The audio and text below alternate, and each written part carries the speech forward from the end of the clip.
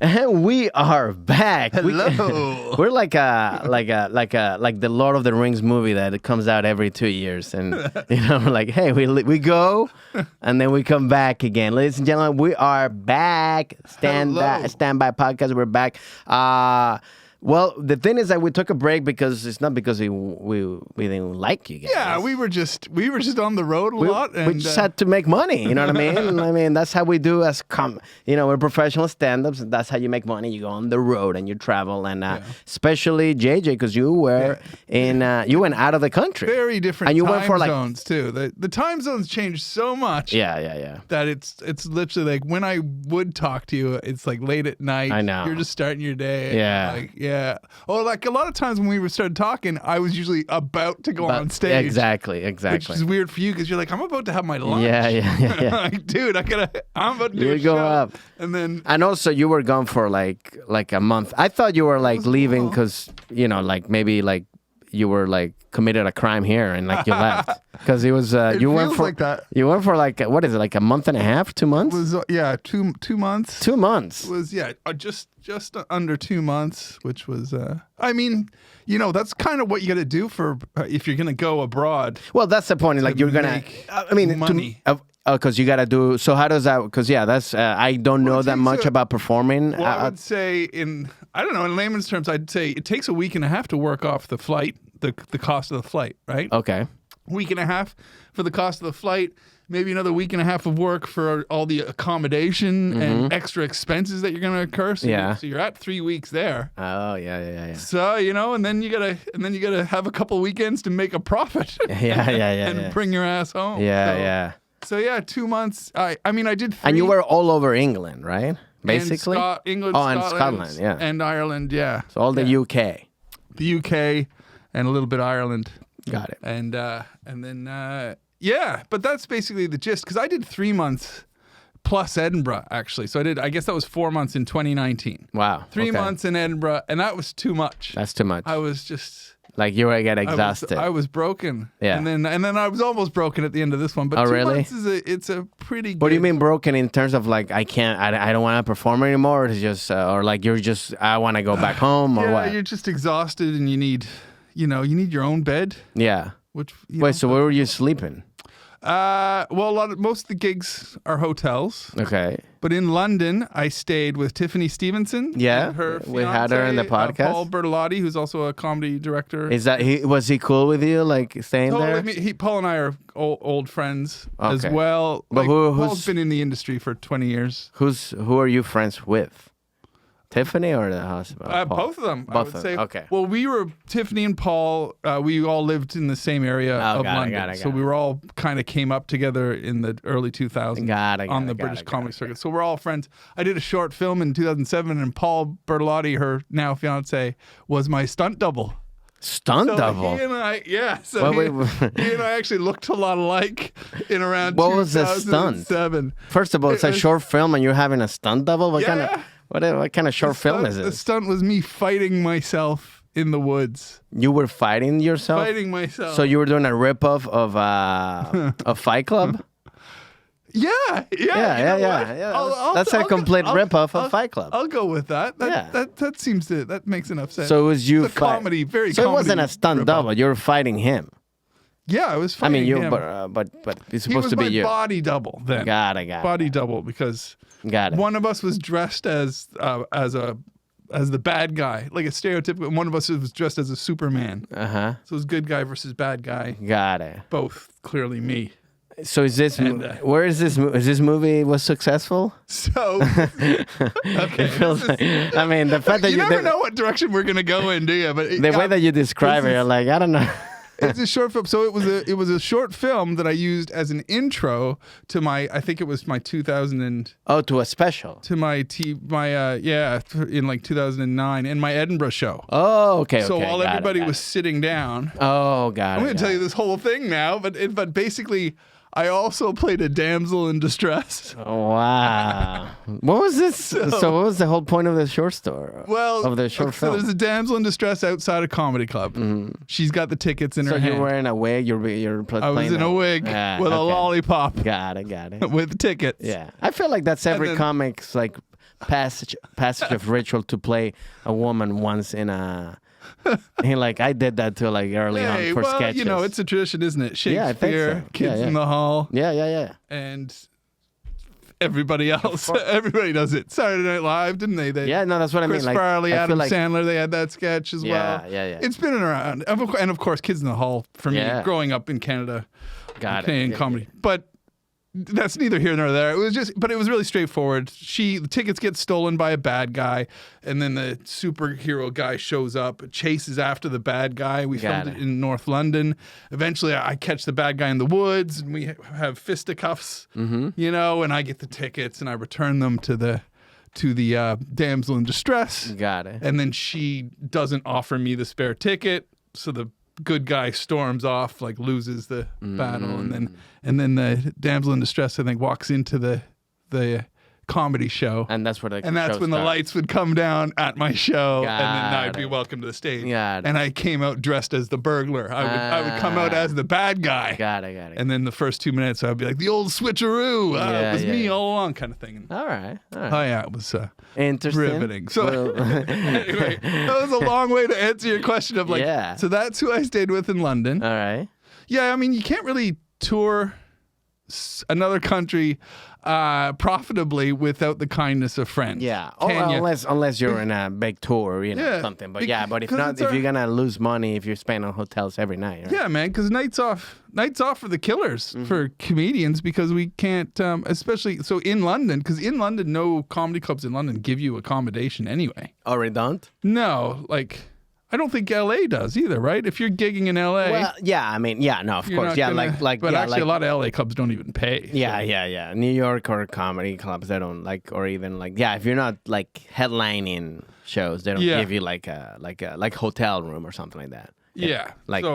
So although everywhere else, so Birmingham, Cardiff, got it, Glasgow, you know, they all give you hotels. Yeah. But on your nights off, you got to go stay with friends, and but I needed that anyway. I hadn't seen a lot of people since before the pandemic, so I spent time with my good friends like Nick Duty and Christy Newton, who are both in the industry, and they live in a place called Hemded Bridge, which is up like northeast England. Okay. Little sleepy village. By the way, this flies annoy me. Like, there's a fly right here, and this is what annoys me about flies. Like, what not annoys me? I mean, I respect flies because flies.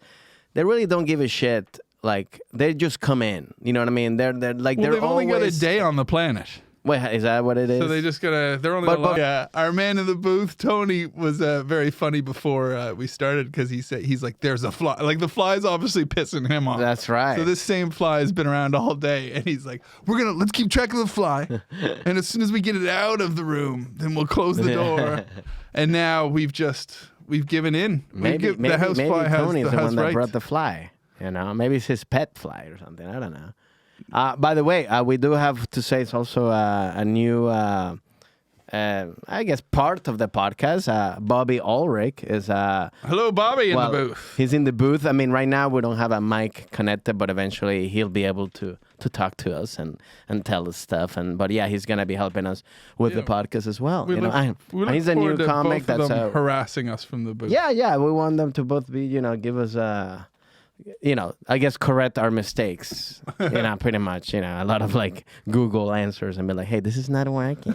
In real time. That'll be great when we get to that point where we're just corrected in real time, just up on the screen. Yeah. What they're currently talking about, flies don't live for 24 hours. Yeah. It's 2 days. I don't know. Is that true? Like, flies live like pretty short? I think. Look, they're Googling it. I think it's a day. Yeah. I don't know. This dude's just going for it. No, I mean, that's what I'm saying. It impresses me. Flies are very also like they just don't care. It doesn't matter. It could be anywhere. It could be the richest place, and there's gonna be a fly. 48 days. 28. 28. Oh wow! What did you say? That's a lot. Shitloads. That's way more than I thought. That's a lot. That's a ton. 28. Yeah. Yeah. Holy cow. 28 days.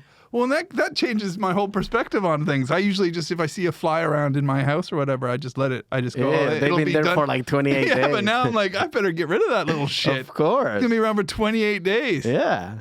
Wow, how wrong was I? See, now you get the idea of the joke. Fact check.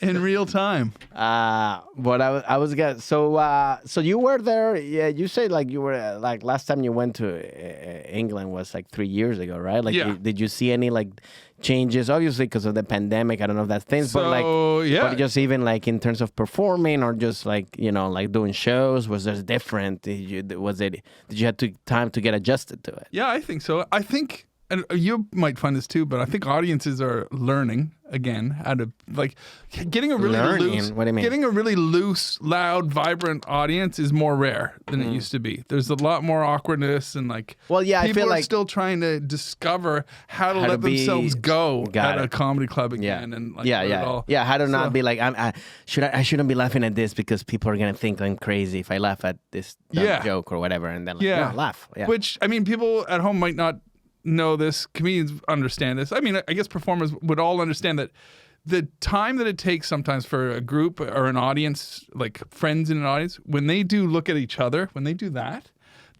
can be detrimental to the performance. Like, because that just even a glance at your friend of like, do you find this funny like I do? It takes the focus off the show, and it does kind of change everything.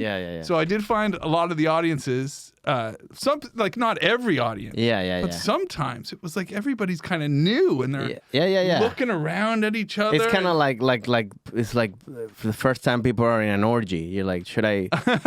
Right? It's like, hey, so who's gonna start? You know what I mean? Like, not everybody's behaving like this fly. I'm gonna go everywhere. I'm doing all the things. I only got 28 days, motherfucker. Yeah, that's actually a good point. Like, if you're in an orgy, you want to be like a fly. Because you're buzzing in and out of every room.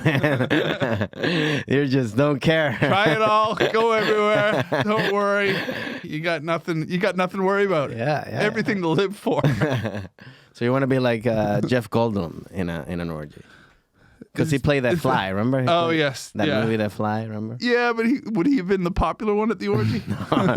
Not the way. He was all fucked. Even in Fly World, I'm sure like even the sluttiest female flies must have been going, no, thanks. Yeah. Are you sure you don't want to give this a shot? Like, that's actually funny.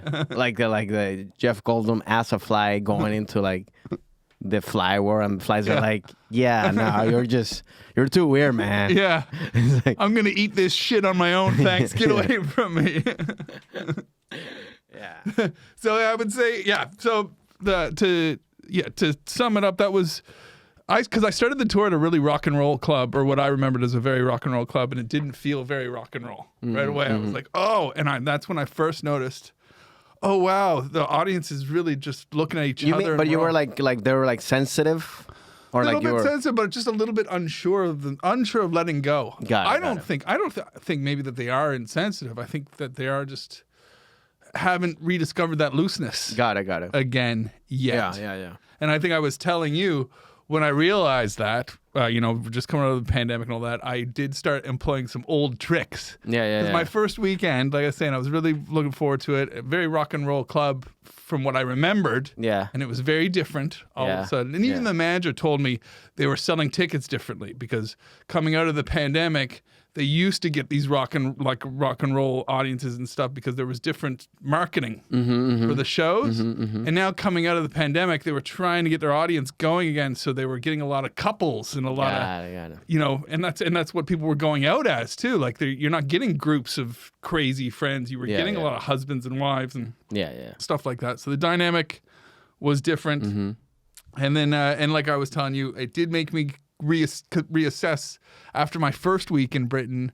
I started going, I gotta employ some old tricks. Got it. Which was which we always have to as a comic. I think like you always have to come like by old tricks. You mean like old jokes or old bits, right? I mean, basically old jokes like and stuff like the stuff that you don't do anymore, and you're like, well, I gotta do this just to kind of get them going. Yeah, and easy observations. Like the British drinking culture, or like these asides of like you bunch of drunks, and you don't need a 2-drink minimum here at your clubs, do you? Because you're not addicted to comedy, you're addicted to alcohol. All those kind of things to loosen them up. That you tell yourself maybe 10 years ago, okay, I'm done doing those. Yeah.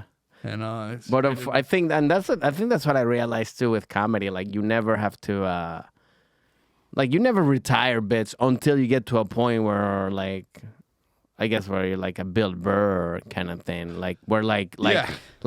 well, then definitely you're retiring There's stuff. no but way- yeah. but when you're still not to that level, you still sometimes gotta pull those classics, you know, just to be like, because What do you think? Like 5% of the audience knows who you are? of course, yeah, Maybe 10 at a yeah, like until I think that's a great problem to have. That if you go do a set and then you do your set and then people go like, everybody goes like, we all already heard that, man. Like everybody in the club, then you're like, oh, that's great. That's wow, that's pretty amazing. Like I guess I better move on. yes, I guess I gotta, you know, but until that happens, it's like it doesn't. Yeah. But And that's why it comes out like too, because you need to prove quickly that you can do what you can do, and you're course. like, oh yeah, this old joke that I used to do 15 years ago Exactly. sums it all up and does. And it it's so also you like a dust quick it off. introduction to the audience of who you are as well, because like, you know, for example, with me, like I always have to like quickly introduce where I am or why I have an accent, and just so people like just know, and then because they're thinking, where is it from? You know, like obviously if they don't know me, that's what they're thinking, and they're not gonna listen to anything else until I answer that question. So I have to like sometimes do those stuff, you know, like because it's like people, you know, until they come see me and they know who I am, then that's another thing. But I think That's we always right. It speeds it up. You break down that barrier right away. Yeah, and they yeah. go, oh, okay. But we always have to do. I think that's the thing that I learned not to. I guess you can never retire bits, and then also sometimes I've forgotten where people actually want me to do an old bit. Yeah. You know, they're like, oh, can you, you know, and I'm like, well, I don't do that anymore. You know, so it's like they want to bring the classics, you know, back to it. So it's like, which is so funny because it's like with comedy is like the opposite. They always want new stuff, and with music, you always want the classics. Like you never want like when people like bands when they bring their new songs, they was like, okay, go back to the old stuff. That's the biggest difference, isn't it? huge difference, Nobody's like, and then he did his new jokes. Yeah. Oh, we wanted to listen to the one that we know what's coming. We know the punchline, man. Yeah. Give us the punchline that we want. Yeah, they're not hitting the dance floor. But I think that also actually shows that if you have a good bit, when people still want to hear it, even though it's coming, kind of like seeing a movie that a comedy movie that you know that you've seen it a million times, but you still want to see it because it's funny. You know what I mean? So that's actually a good like a good, you know, I guess compliment to your bit. You know what I mean? Oh yeah, if they're that big. If they still want to hear it, knowing that it's like, all right, we know what's coming. You know what I mean? You always have to weigh that up against the 90% of the audience that have never seen you. And then you got that one. If you do get one keen super fan, you're like, all right, don't. That's true. Don't like. And it's always because when you're performing, you're like you do it, and then when you do that new old bit, you kind of like see on the side of that fan that you already know that's there. It's like. You're like, hey, you want to go like, let me just do this one so they know me, man. But like, I got more new stuff. Like, you want to prove to I got some new stuff too, man. Or do you have that thought in the back of your head where you're like, stop laughing so hard? Because they're taking everybody out of it, but you can't say that. Because if you say that, you lose them and you lose the audience. Of course. So you just got to keep going. All right, you're really laughing loud. Yeah. There, you're kind of taking everybody. No, it's and it's hard to tell people not laugh loud. Like that's what we want. Yeah, you know what I mean. But I get it because that's also like I guess like when you're like if you're having sex with somebody and there's screaming. And they're laughing at you. Yeah, they're laughing. Like, all right, can you ease up on the laughter? I'm not working right now. Just be serious. This is serious stuff right now. No, but also I think when you're having sex, and somebody screams too much, right? You know, or like where you go like, okay. Like there's neighbors here. Like, take it down. I like it, but it's like, come on, like it's a little too much, you know. Like, just give me a down decibel. Yeah, you know what I mean. That's funny. You just gave me a flashback. I had a girl, my long-term girlfriend, many years ago. We've been dating for a long time. We watched porn together. We started watching porn together, and so how does that work? They're watching porn together. I don't. She was watching porn before she started dating me, so it wasn't a difficult transition. But I'm talking about like, are you like Like, are you in the sofa having popcorn watching porn, or like is that like sometimes and sometimes in bed? Sometimes you have popcorn. Wow. Make the pop. Yeah, you got to watch the full narrative. I don't care about the narrative. How else are you going to know what happens to the lonely house lady? Yeah, you have to know if the plumber ever actually fixes the toilet. That's the thing. Yeah, I have a bit about the delivery package. He's like, is it delivery made? There you go. When they're just fucking? Like, come on. Like, what happened? Yeah. I don't know if you noticed this, honey, but she didn't even sign for that package. That's crazy. I didn't hear a beep or nothing. He should be fired. But all I was going to say was I do remember one time we started watching. So we were watching porn together. And then... But then I think she started trying to act a little too porn-esque in bed. All right. Okay. Like doing the fake. Yeah, like just going like over the top. Got it. I remember being like, babe, we've been having sex for 3 years. and I just have to admit to you, like, I like that we're kind of trying to juice up the relationship by watching porn and having sex in different ways. But you don't need to start acting. Yeah, like, you don't need to. Like I can't believe it because I've known. Yeah. Like I know, like yeah, like I've known fucking you for 3 years. Also, I like you should be like, hey, I'm doing the same moves. Yeah. Like nothing's changing here. So like, what you were just like holding that in. Yeah. You know what I mean? It's a dangerous spiral though too, because then she's like, well, why? You didn't like it. You like watching the girls that do that in the porn. But that's different. Yeah, but that's because they're different. Yeah. Like, oops. Well, no, you cannot say that. But it's also like, I mean, like you cannot compare, porn actors and actresses to yourself. I mean, they're professional, actors, like they can't just. Again, very hard thing to discuss with your significant other. Baby, you can't compare these porn actors and actresses to you. I mean, yeah, that's true. I mean, it's a hard. Yeah. Yeah, that's why I You're guess. the one I eat popcorn with. Yeah, I think that's why watching porn together is maybe might not be a good idea as a couple. Oh, I think it is a good idea. You think so? Yeah, because you have discussions and you talk about your kinks and you can get turned on and it leads to great things. I just think I think in the example I'm giving you, she thought maybe taking on the persona of certain porn stars would help. And I was like, oh no, that's not what. Got it. Like she was trying to do the same thing. Yeah, and maybe that does help for some people. I mean, I imagine it helped the next guy after we broke up. I imagine if she took that attitude to whoever the next guy was, I bet you he was like, wow, you're a fucking, all right, let's do some more of that. But did you break up because of that?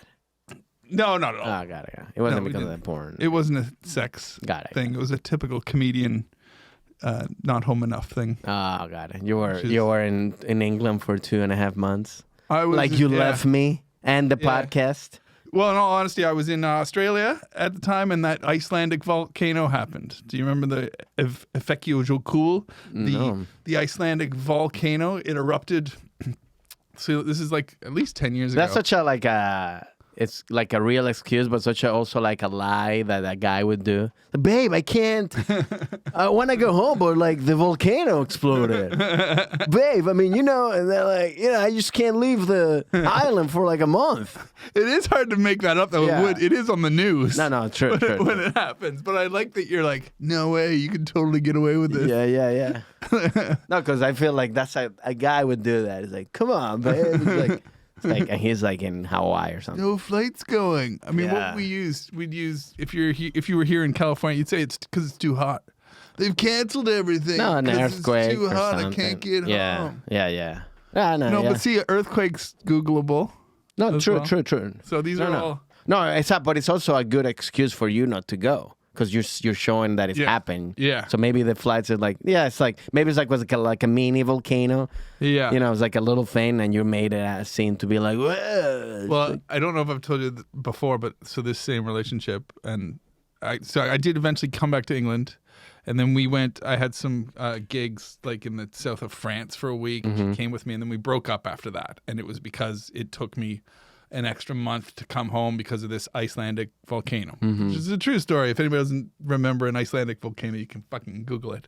Yeah. But I don't know if I told you this, but the big mistake I made was when I was in Sydney and I was like FaceTiming her and she's like, why can't you come home? And I said, the volcano, they've canceled everything. You can't get to the northern hemisphere. And I said, but don't worry, babe. I'm having a lot of fun. Which is the stupidest thing to say. You never do that. Yeah. Is that what she, because of that? Because you were having fun and she wasn't? Oh, well, yeah, no, it just got really dramatic. And it was basically her family started telling her that this is what life with a comedian is like.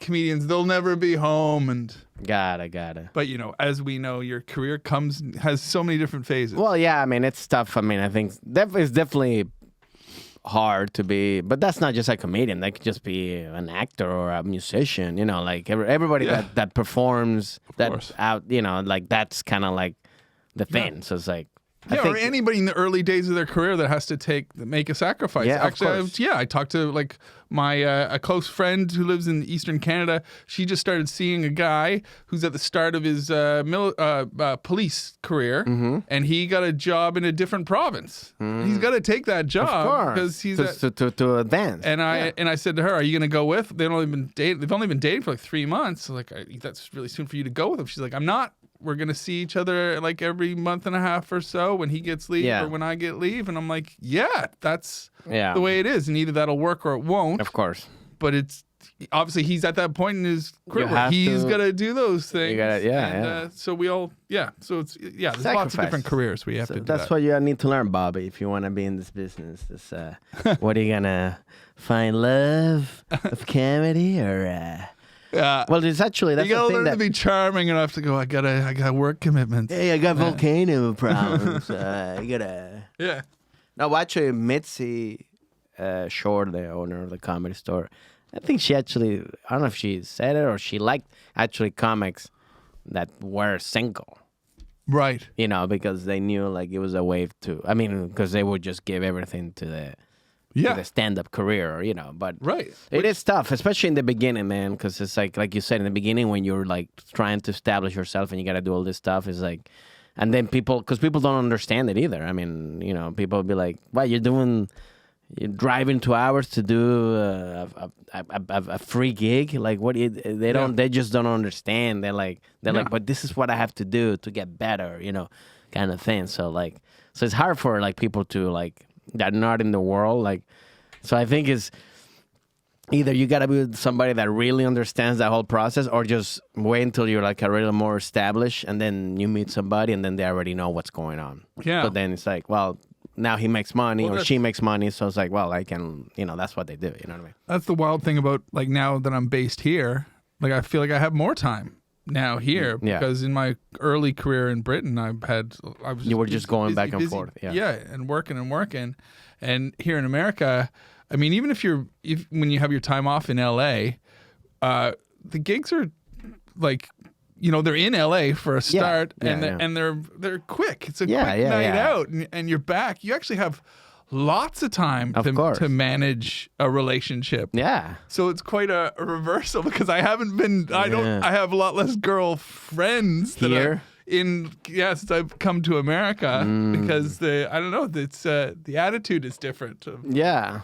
Because now you gotta spend more time with them. Maybe that's your problem. Maybe that's it. I have to spend more time with them now. Maybe that's what's fucking up the whole thing. It turns out I need the British system, and I just need her to be happy. Maybe your relationships work when there's volcanoes erupting around the world. Yeah, that's the only time your relationships work. Yeah, you gotta make them miss you. Yeah. That's how I book gigs now. I'm like, what's the likelihood that I'll be stranded in your country? Because I'm going out with this girl and it's going well. So, or maybe it's not going that well. I'm spending too much time with her. So can I, Yeah. So you're taking like cruise gigs, anything that can potentially be stranded for. Yeah. Well, I love Ismo. You know Ismo, the Finnish. Ismo. Yeah.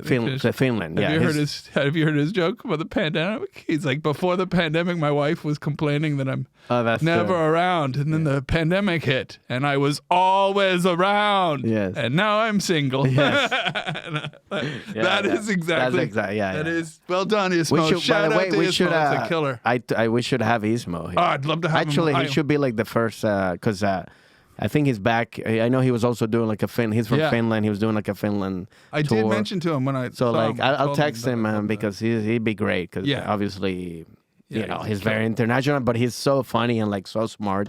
Yeah. And I really like him. He's a really cool dude. Yeah. So, well, yeah, man, that was so like, I was also traveling as well. Well, that's what I was about to say to you. Like, because as we were talking about how it's so important on your days off to hopefully if you can visit friends and everything, and you can save money on those hotels and stuff. Was it the same thing for you hitting the East Coast of America? Did you have a lot of nights off where you had to improvise? Because here everything's so like the dates here are very quick. You know, like you get up. Like if I do a college gig, it's like literally like I land the morning off, and then I do the show at night, and then I leave the next day. So like there's no, because I'm not, unless I'm going to places where I do have friends, then maybe I'll stay one more day or something like that, or a couple of days. But if that doesn't happen, then I'm going back, you know.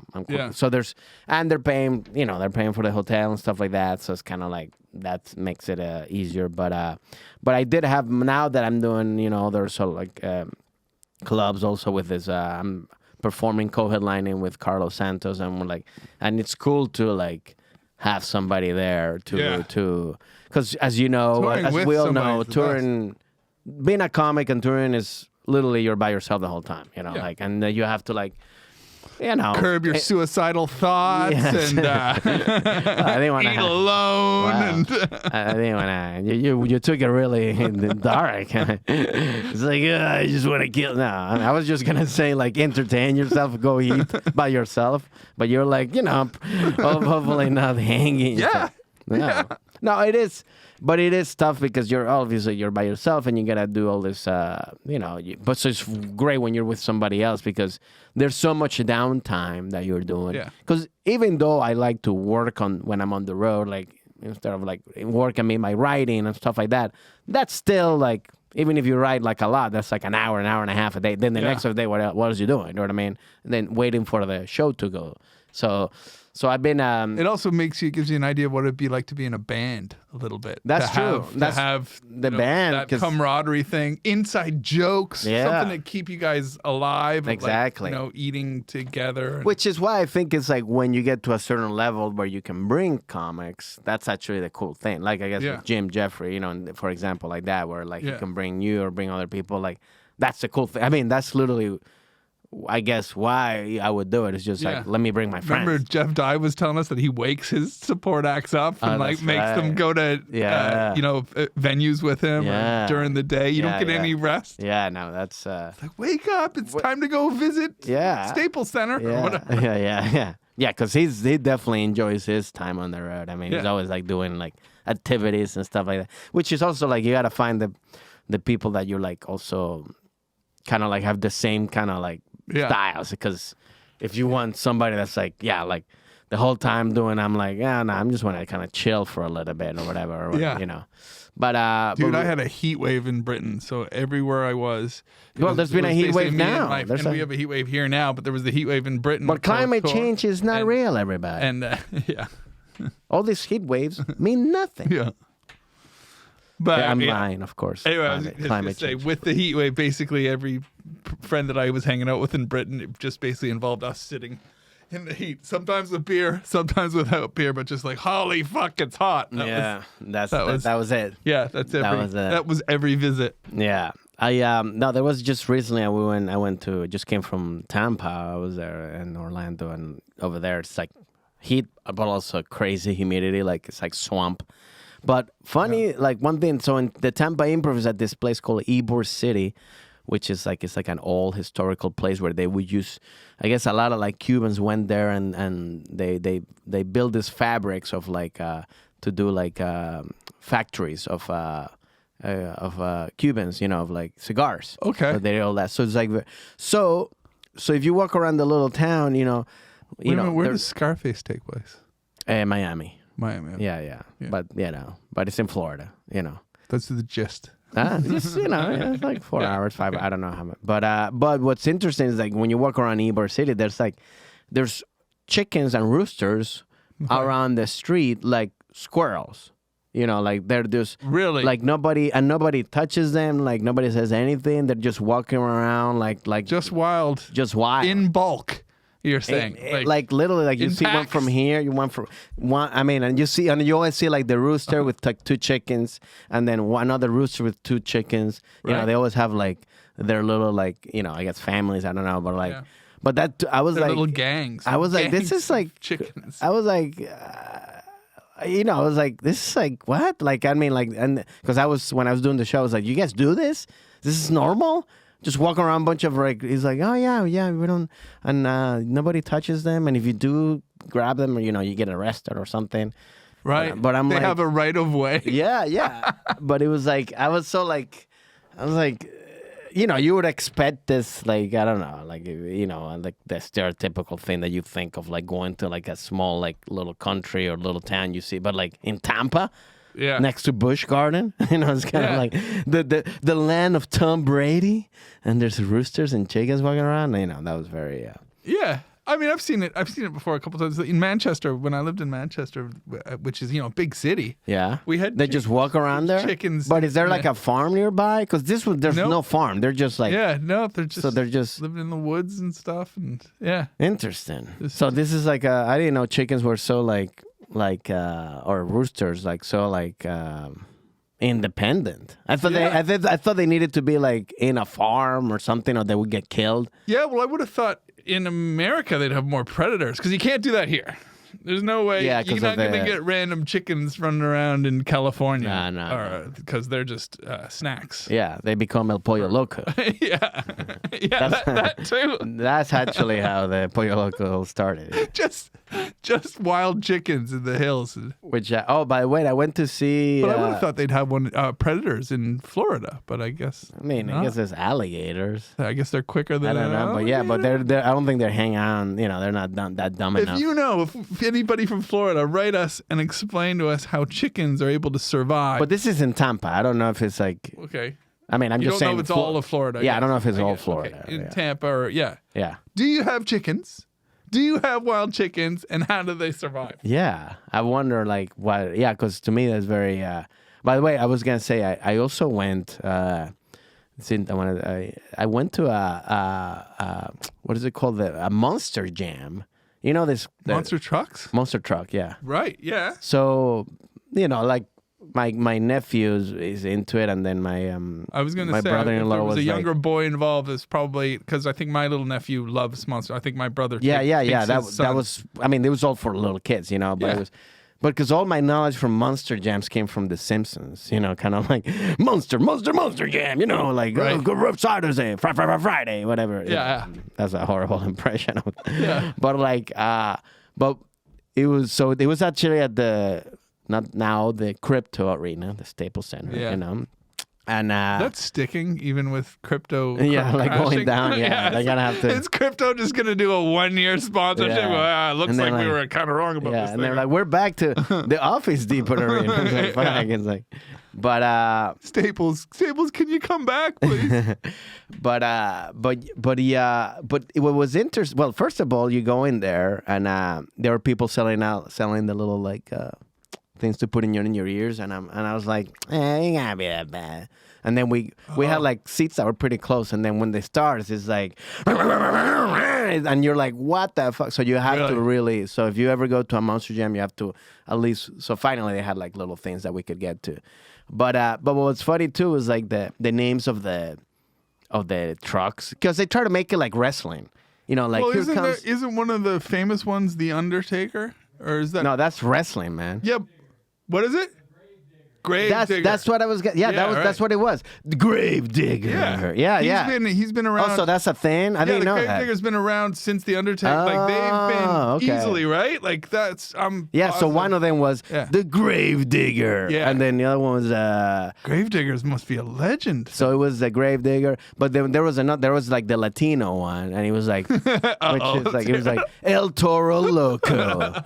Which is like, are you about to lay into? No, because my thing is like, why does everything has to be loco? El Pollo Loco, El Toro Loco. It's like, is that what people think like Latinos are? Like everything is crazy. Like we're just fucking nuts. You know, it's like just make it like El Toro Worker or I mean something like that. Like I don't know. Like maybe that's more of a like. I'll be like, yeah, we work a lot. You know, El Toro Family Man. Yeah. El Toro, something. I mean, El Toro Dancer, but it's like El Pollo, like it's always like the crazy, like why, like I mean, I wonder that's Spanish, definitely like what's wild in Spanish? Wild, it could be local. Okay, wait a minute. This might be the problem. Does everything? But crazy is loco, wild is loco. Okay. Think of all the ones in English. No, I get El Toro, but El Pollo. Why do you want a crazy chicken? Shouldn't it be more like a sexy chicken, more like El Pollo, a sexy pollo or something like that? Like wouldn't it be more like more appealing? Something about the tone of the meat. Exactly. The crazier the meat. But yeah, then we had like there was El Toro Loco, and then there was and there was another one that was very like also like what was the name of that? I forgot it was very like let me here, I had it here. Sorry, let me just I want to go back to like here it is. Oh yeah. There was like it was like all the names were like Gravediggers, and then like there was another one called Pro-Abortion. I was like, whoa, this is like are you No, not That's a bit. I wanted to try. Pro-abortion. What about, was there pro-abortion loco? Yeah. Pro-abortion loco. Do you just have like an oversized coat hanger on each bumper? Oh, man. And then he rams the car. Oh, he's hooked it. He's hooked them. Oh, man. He just... Okay, wait. Wow. That's funny. Might have got a bit loco there. Yeah. But it's like, and also, but yeah, so basically the whole thing is like, they're just, you know, like they have it's funny because they have different, like, so it's different competitions. One was like, who's fastest? Yeah. So it's like, one is but we couldn't even figure, like, my mom, when we were like looking at each other, like, who won? Like every time they did the race, we're like, because it was just like in a circle and you couldn't even tell like what was like the beginning or the end. And it's like, El Toro Loco won. And we're like, what? Like we never know. Like, and then the other things are like, they had to do like tricks. So like one was like lifting. Doing wheelies or whatever. Like who can go on their side for the longest. And then like a freestyle of like, which, just to say, the Gravedigger one, because he actually is the one that did like a flip that was pretty cool. Right. Gravedigger. Yeah. And then like obviously like I know that Gravedigger is the big famous I didn't know. This is my first time that I. Yeah. And then they had. I bet you if we looked it up, Gravedigger might predate the Undertaker. Yeah. But again, I don't know. I was going to ask you, is there an element of theater to it where you think, oh, he's having a night off? Or he's trying to, like, they want him to win today. Yeah, like if you go to medieval games or medieval nights or whatever, and they're doing the jousting. And sometimes I've watched the horses, the red team, the blue team. Yeah. And I can notice, and I'm like, the blue guy is hungover.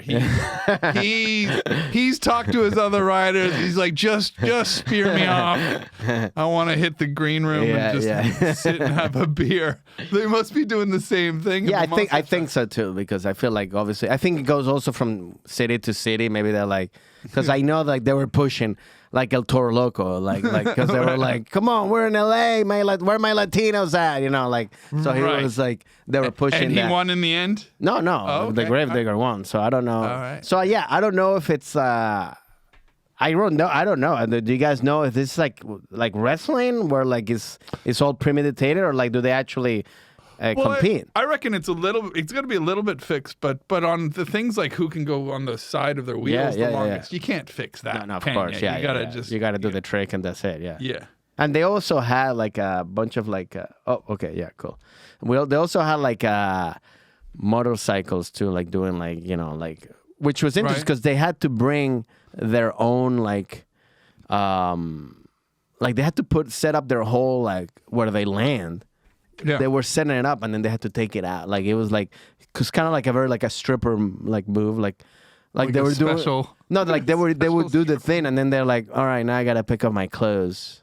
You know, like so, which is because I was like there wasn't nobody else was helping them. It was actually the actual drivers setting up this whole thing. This sounds like an open spot. sounds like the guy who runs the show is like, yeah, I'll let you do it, but you gotta set it up. It was a check spot. Yeah, I haven't passed you yet. Yeah. Like, it was like that. You're not a regular yet, so you gotta. But I'm also. Do you think I should take Gravedigger's job away? Do you think I should take all the people that are gonna help Gravedigger tonight? But I'm also thinking maybe it was the.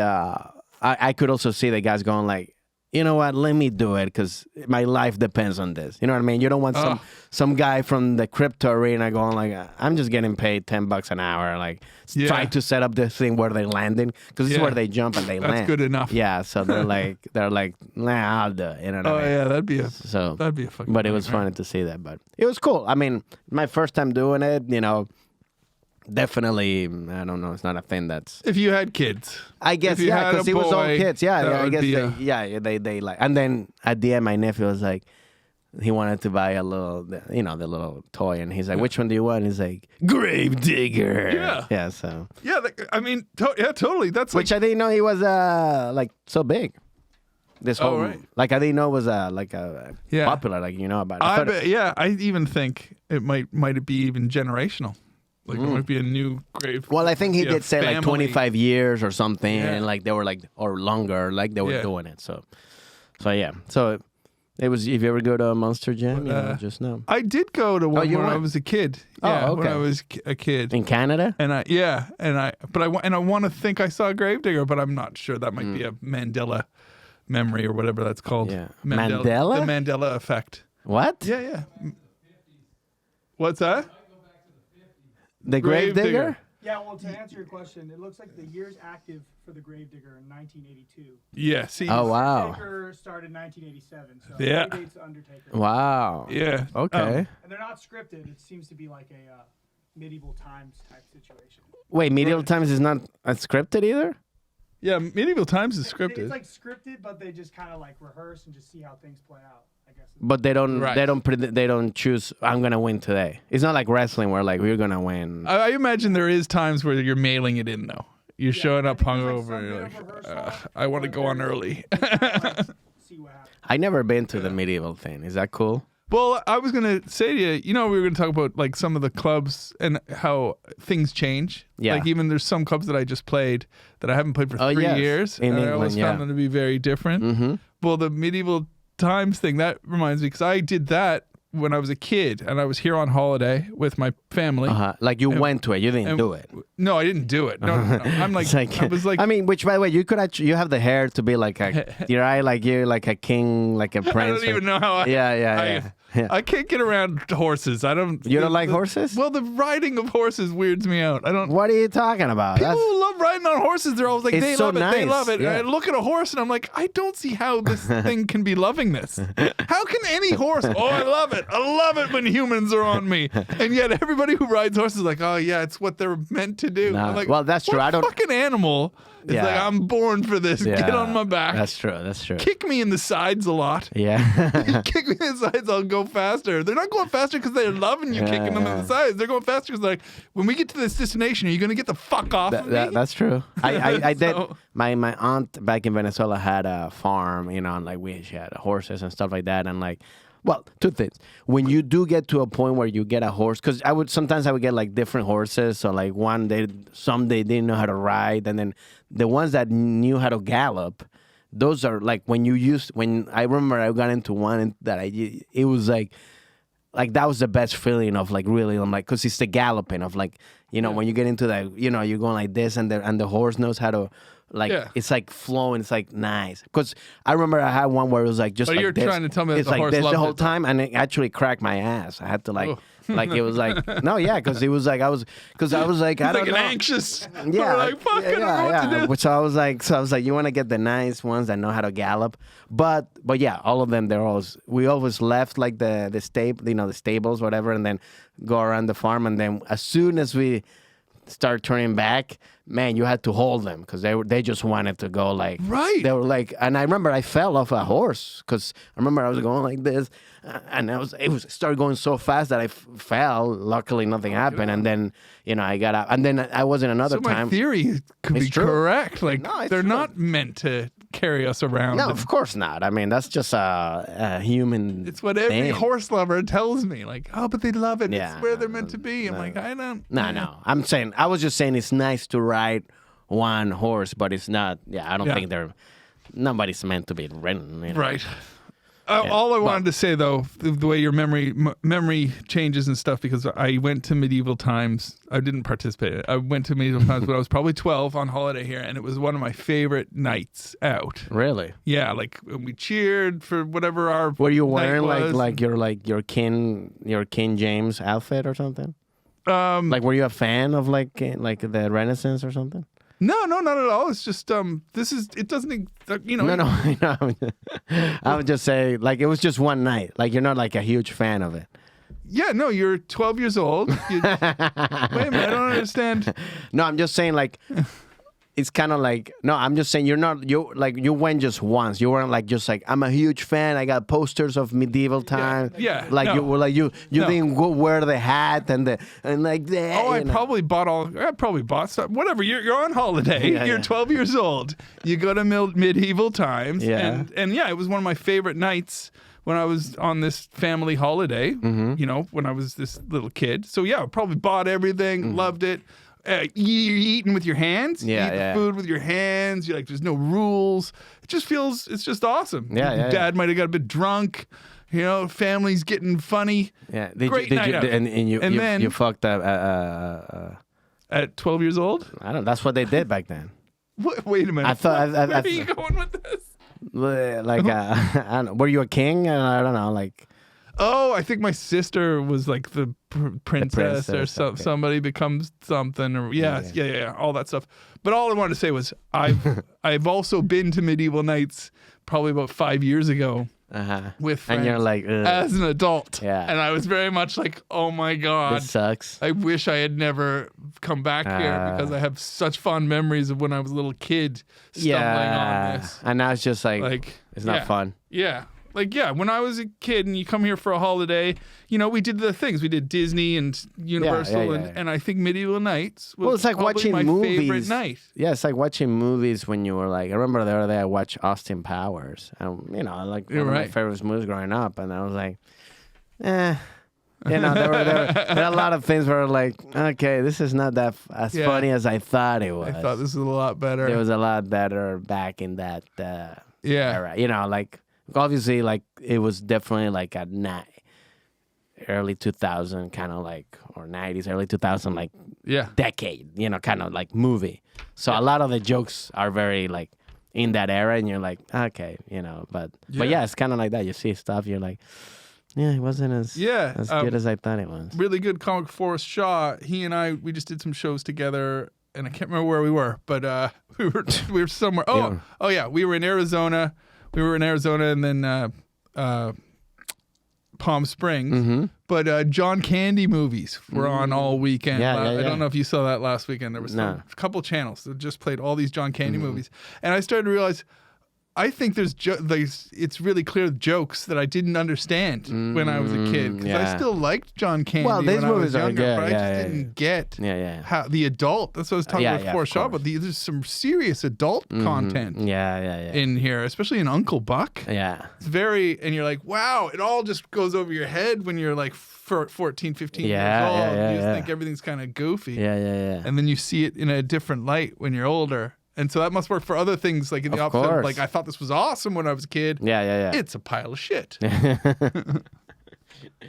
Wow. Well, I think we're almost at that time. But I think we're back. Important revelations? You got any? No, I mean, well, I think definitely now that we're back, we're gonna definitely now bring again more guests. We got Bobby in the team, so he's gonna be helping us, basically, put our stuff out, so people can hear it more. And, as always, subscribe to the podcast, follow us on Instagram and Twitter and TikTok. Send us your requests. Send us your complaints as well, because, we started this podcast to talk about travel. Yeah.